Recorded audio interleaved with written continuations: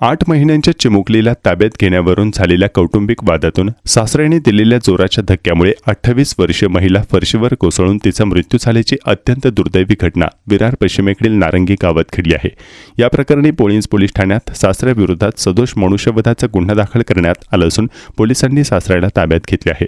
मिळालेल्या माहितीनुसार नारंगी गावातील भगत आळी एकविरा मंदिरासमोर या ठिकाणी राहणारे आरोपी गणपत सखाराम पाटील वयवर्षी 60 हे त्यांची सून प्राची कल्पेश पाटील वयवर्षी 28 हिला सतत शिवीगाळ करत असत।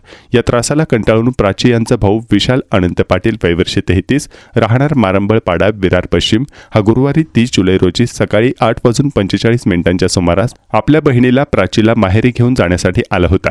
माहेरी जात असताना तिची 8 महिन्यांची मुलगी आरोपी सासरे गणपत पाटील यांच्या खांद्यावर होती।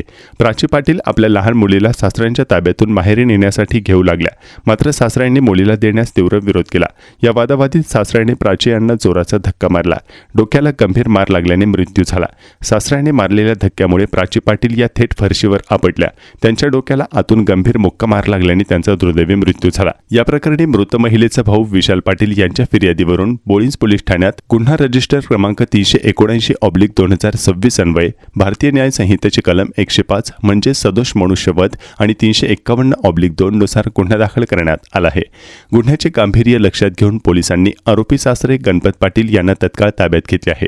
घटनेची माहिती मिळताच पोलीस उपायुक्त परिमंडळ 3 विरार श्री शशिकांत बोराटे, सहाय्यक पोलीस आयुक्त नालासोपारा विभाग सुनील जायभाये, बोळींज पोलीस या प्रकरणाचा पुढील अधिक तपास वरिष्ठ पोलीस निरीक्षक प्रकाश कावळे हे करत आहेत।